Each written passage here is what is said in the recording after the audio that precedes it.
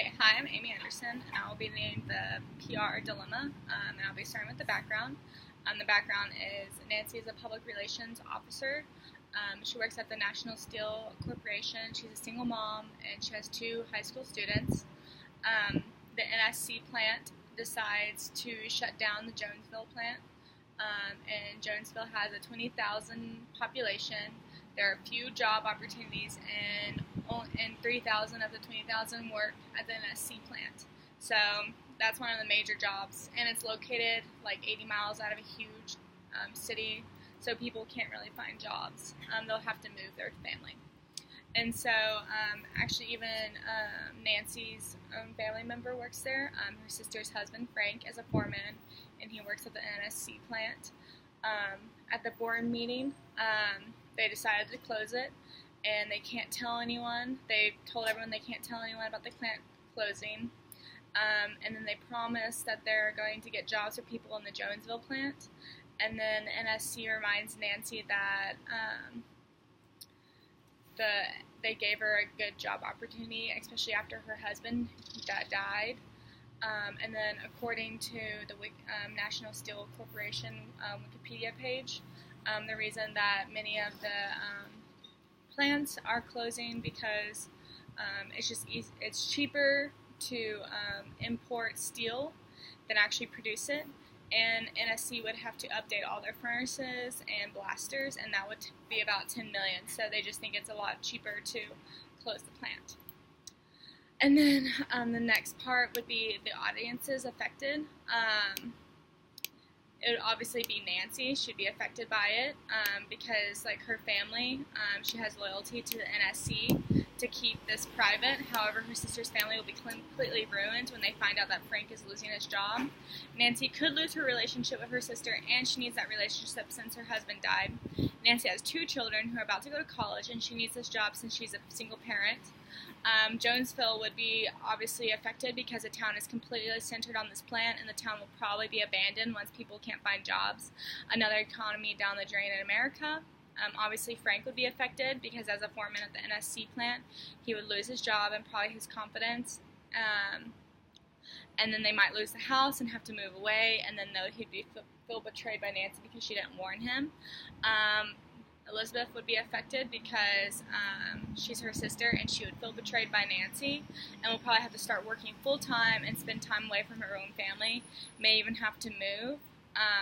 And then obviously the NSC, if they don't sell a plant, then it will cost them more to fix everything, but everyone will lose jobs, and they'll be responsible for thousands of people unemployed, so there's a big dilemma there. And then Nancy and Elizabeth's children may not be able to go to college if they lose their jobs because they'd not have jobs to supply that. The next part of the PowerPoint is ethical dilemma. Nancy's sister's husband, Frank, works at the NSC plant, so that's a dilemma right there. The NSC subtly threatens Nancy if she tells Frank about closing of the plant. They remind her that they gave her this job. They're the ones that gave her opportunity when her husband died. And I kind of felt like that was a threat. And then Nancy owes it to the NSC for her job. And then Nancy has two children to think about, so she has to put in an evaluation of her family or her sister's family. And then thousands will lose their jobs, so that's another dilemma. It's either close the plant and thousands lose the job, or keep the plant open and they'll have to spend so much money to fix it. And then another dilemma would be Jonesville will either become a ghost town or a very poor town. And then someone will have to step in and try to help this town to give them jobs and stuff, and not everyone can move because that's expensive, and it takes time to find a place and find a job, especially when 3,000 get laid off all at the same time. So what do we do? The values that are involved in this would be professional values, logical values, and moral values. The professional values would be because she owes it to her job to be quiet about the closing of the plant. They have given her great opportunities and a good job after her husband died, and if she does tell her family, she could lose her job. And then logical values is involved because she would keep the closing of the plant to herself for the keepsake of her job and 2 children, but then she would tell her family about the closing of the plant, and they cannot legally tell anyone else, or else she would be fired. And then if they tell others, then she can't trust them. So like the logical would be to keep her mouth shut about the plant closing. She would also have to deal with moral values because she must choose to herself what is morally right or wrong in the situation. Does she owe it to her company to keep quiet, or does she owe it to her family to warn them? She must choose what she thinks is right. And that is just morally like right or wrong in her own book. And then the 2 principles that are used would be Aristotle's mean. She must find the middle ground between keeping it a secret for her job and telling her family. She must find some way to satisfy both her job and her family because she will regret if she does not do the right thing.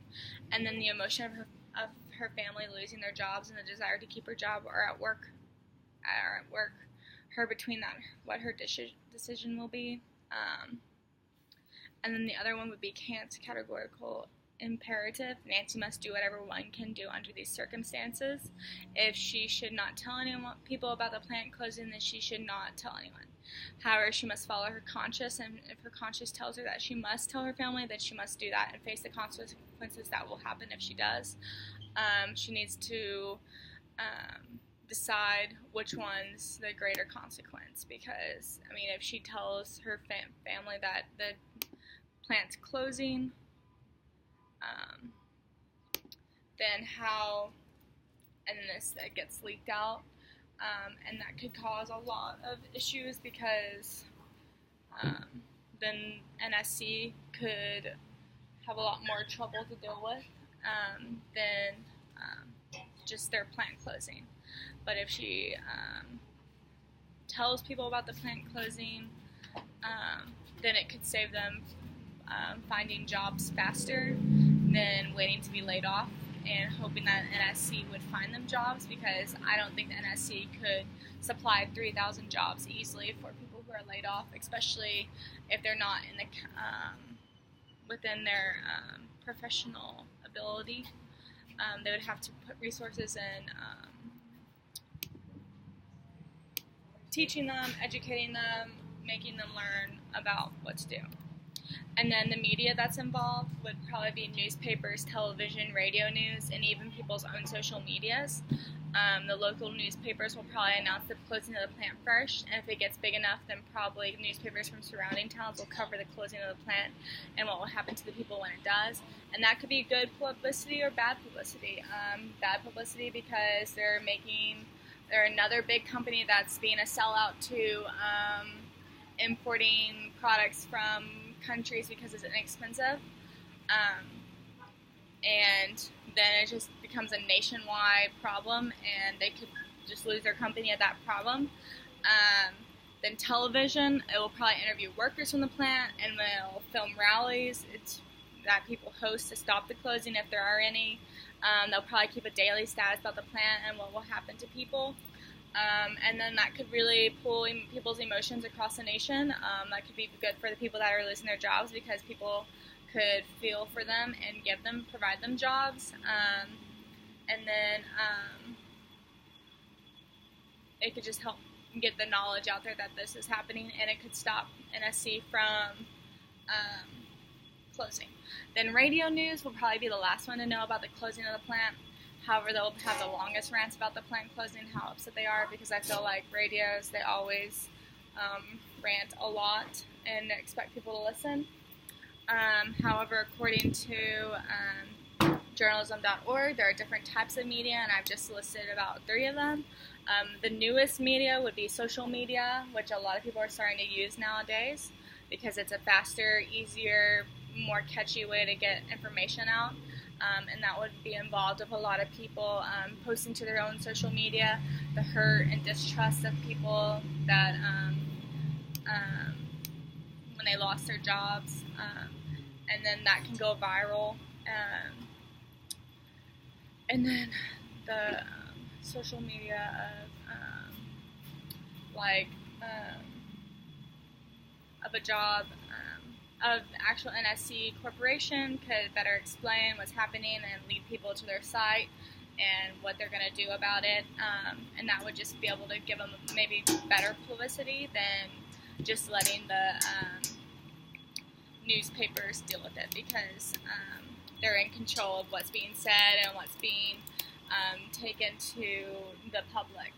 Because if you leave it for the newspapers, the television, and the radio, then they will control what they say, and they may twist your words and may not tell what you want them to tell them. And then next one would be duties. As Nancy, duty to ourselves, and then duty to our organization or firm. Duty to ourselves, she has a duty to herself and her family to tell them about the closing of the plant.